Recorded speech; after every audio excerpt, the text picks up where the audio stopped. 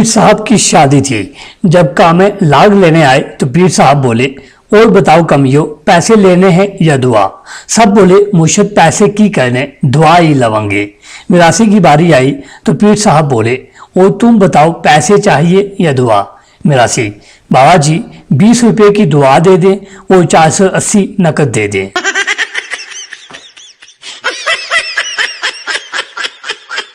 जब यूरोप में फौतगी होती है तो लोग कहते हैं रेस्ट इन पीस, और पाकिस्तानी कहते हैं राती ते चंगा पल्ला रोटी खा के सुता सी।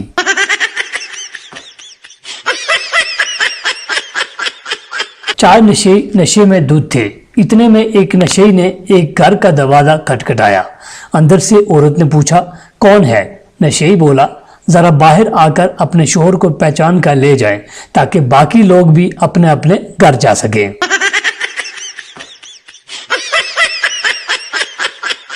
बीवी अपने शोहर से, क्या मैं कभी तुम्हारे ख्वाब में आई हूँ? शोहर, कभी नहीं। बीवी, क्यों? शोहर, क्योंकि मैं आयतुल कुर्सी पढ़कर सोता हूँ। छोटे बच्चे ने अपनी मामा से पूछा, मामा आपकी और पापा की शादी कैसे हुई? माँ बोली, बस बेटा, मैं और तुम्हारे पापा फेसबुक पर मिले थे। मैं उन्हें अपनी तस्वीर सेंड करके कहती थी कि देखकर डिलीट कर देना, लेकिन वो नहीं करते थे।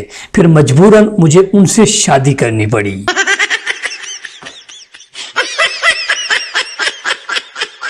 एक पार्टी में लोग बहुत थे और खाना कम।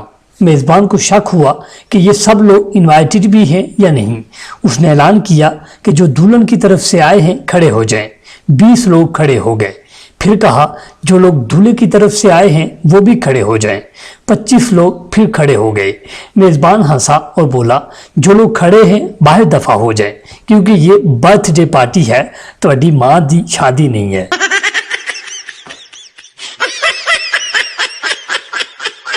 बाबा जी कहते हैं, कुछ लोग नमाज के बाद सलाम फेरते ही फौरन ऐसे मोबाइल चेक करते हैं जैसे नमाज की कबूलियत का मैसेज आना हो।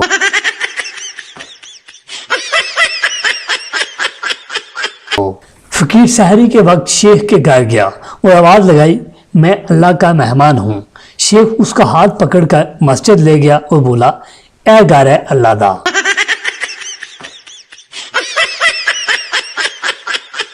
पाकिस्तान की अक्सर बसों और ट्रकों पर यह लिखा होता है कि बुरी नजर वाले तेरा मुंह काला। यकीन करें, अगर ये दुरुस्त होता तो अब तक पाकिस्तान वेस्ट इंडीज बन चुका होता।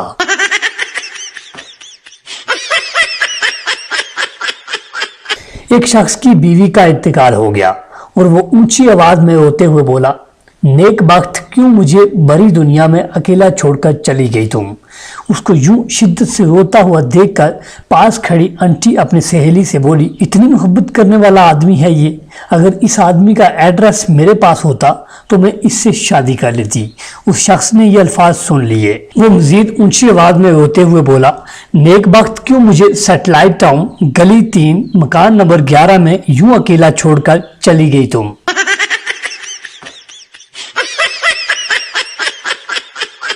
किसी से सुना था कि कुत्ता पीछे लगे तो फौरन बैठ जाओ। घर वापसी पर एक दिन कुत्ता मेरे पीछे लगा और मैं बैठ गया। कुत्ता भी वहीं बैठ गया। फिर हम 2 घंटे बैठे रहे।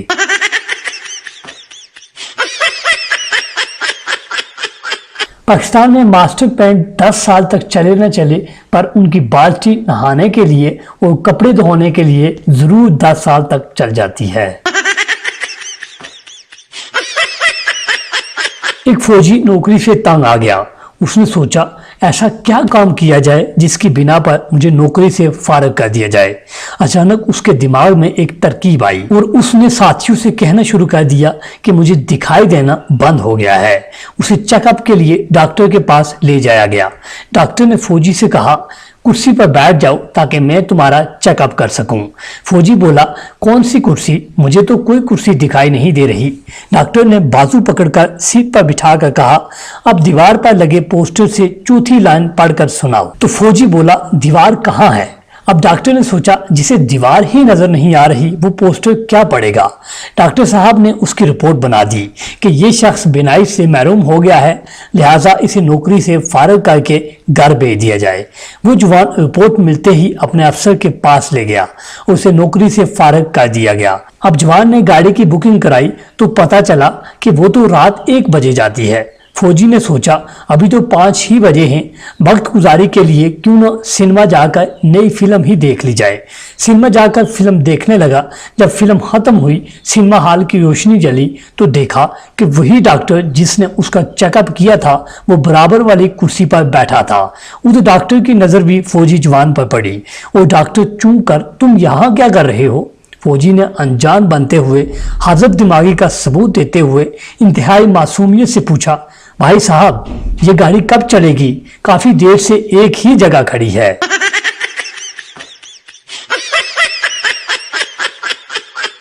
बूढ़े आदमी पर लड़की छेड़ने का केस था।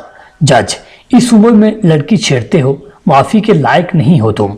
80 साल का बूढ़ा बोला, मेरी भी तो सुनिए। जज, कोई 20-22 साल के लड़के नहीं हो जो तुम्हारी सुनी जाए। बूढ़ा, साहब 60 साल पुराना केस है, जिसको छेड़ा था वो भी अपने पोते के साथ आई है।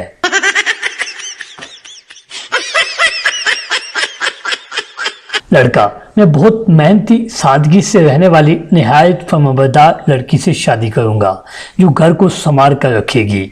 लड़की, मेरी नजर में एक लड़की है ऐसी। लड़का खुशी से, वो कौन? लड़की, हमारे यहाँ घर में काम करने वाली।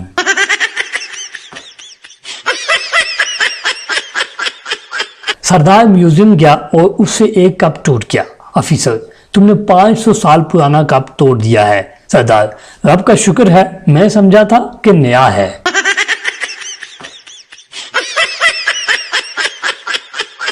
बाबा जी कहते हैं कि घर से बाहर निकलने पर गोली मारने का ऐलान भी हो जाए तब भी पाकिस्तानी बाहर ये देखने के लिए जाएंगे कि गोली मार रहे हैं या नहीं।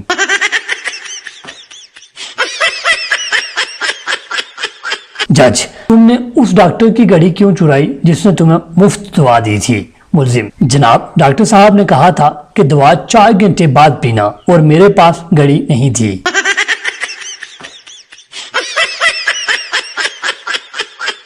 एक पागल खाने से कामयाब इलाज के बाद जब रुखसत होने लगा तो पागल खाने के डॉक्टर ने उसे मुखातब करते हुए पूछा, क्यों जनाब, अब आप कैसा महसूस कर रहे हैं? वापस जाते हुए खुश तो हो ना? साबका पागल हौसा होकर बोला, हाँ खुश हूं, जब मैं आया था तो अमेरिका का सदर था।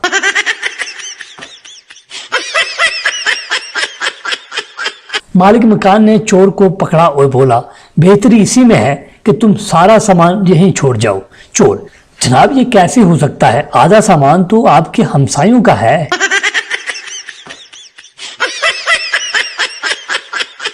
एक शख्स को किराए का मकान चाहिए था। वो इस सोच में गुम दरिया के किनारे पहुंचा जहां उसे एक तरबूज मिला।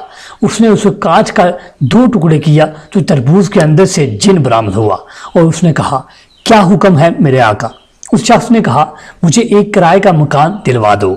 जिन हंसता हुआ बोला, आका अगर किराए का मकान मिलता तो मैं तरबूज के अंदर क्यों रहता?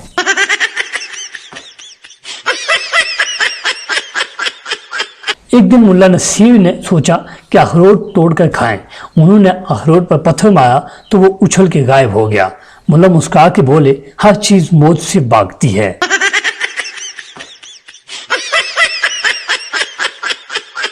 आदमी भिखारी से, घर घर जाकर तुम्हें भीख मांगते हुए शर्म नहीं आती? भिखारी, क्या करूं साहब, मेरे घर आकर कोई भीख देता ही नहीं।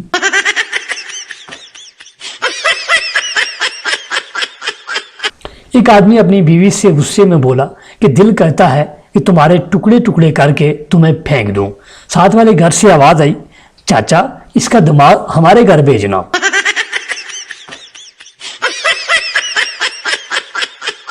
ब्यूटी पार्लर के बाहर बैठे हुए फकीर ने कहा कि मैंने आज तक किसी अंदर जाने वाली खातून को बाहर आते नहीं देखा। अल्लाह जाने जमीन खा जाती है या आसमान निकल जाता है।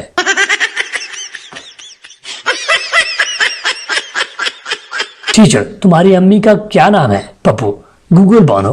टीचर, ये कैसा नाम है? पप्पू, ऐसा ही है, मैं जहां भी होता हूं वो मुझे ढूंढ लेती हैं।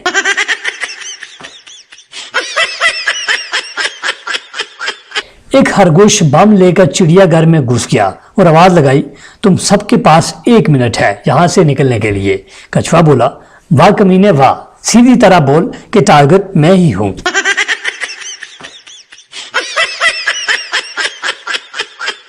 दो सिख शिकारियों ने एक हवाई जहाज किराए पर लिया और 2 गैंडे शिकार करके उस पर लादने लगे। जहाज के पायलट ने कहा कि वजन बहुत ज्यादा है, तो एक सिख बोला कि हमने पिछली दफा भी 2 गैंडे ही शिकार किए थे और जहाज पर ले गए थे। उस जहाज के पायलट ने तो इनकार नहीं किया था। अब पायलट रजामंद हो गया। जहाज उड़ने के थोड़ी देर बाद नीचे गिर गया। थोड़ी देर बाद एक सिख शिकारी को होश आया तो उसने दूसरे शिकारी से कहा, हरि सिंह, तुम्हें याद है पिछली मरतबा भी हम यहीं गिरे थे।